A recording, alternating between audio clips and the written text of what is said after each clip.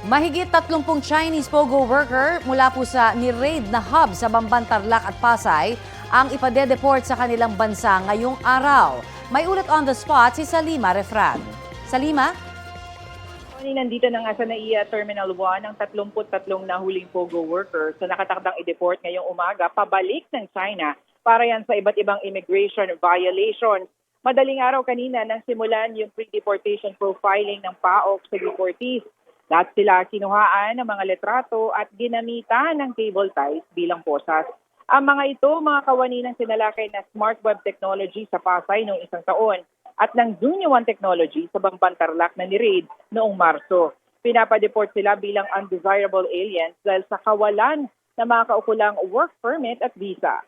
Kabilang doon sa mga ide-deport ngayong umaga ang mag-asawang Chinese at kanilang 2 linggong gulang pa lang na sanggol na dito na pinanganak sa bansa. Ayon sa PAOK, base sa saligang batas, kahit dito na sa Pilipinas pinanganak, Chinese pa rin ang bata dahil Chinese ang mga magulang niya. Kasunod ng inanunsyong total ban naman sa mga POGO, nakikiusap ang PAOK na kusa na lang sanang bumalik sa kanilang mga bansa ang mga foreign nationals kaysa naman mahuli at ma-deport pa. Narito ang bahagi ng panayam sa mga opisyal ng Presidential Anti-Organized Crime Commission. Technically kasi lahat ng mga yan will be treated as criminal suspects in China. So they will all be charged criminally. Lahat po ito blacklisted. Ang nangyayari kasi, mas maraming nagiging biktima na sa bansa nila, like sa China.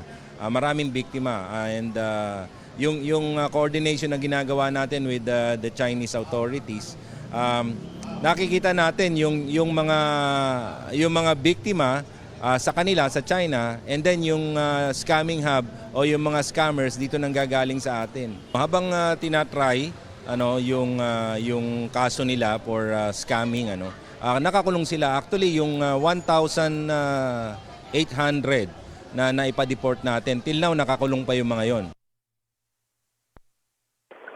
Connie, alas 11 nga ng umaga yung flight ng mga deportees pabalik ng China. Pagdating doon, agad silang isa sa ilalim sa investigasyon ng mga otoridad para sa illegal gambling at koneksyon sa iba't ibang scamming activities. Yan muna ang latest mula dito sa NAIA Terminal 1. Connie. Maraming salamat, Salima Refran. Kapuso, para sa mga maiinit na balita, mag-subscribe sa GMA Integrated News sa YouTube.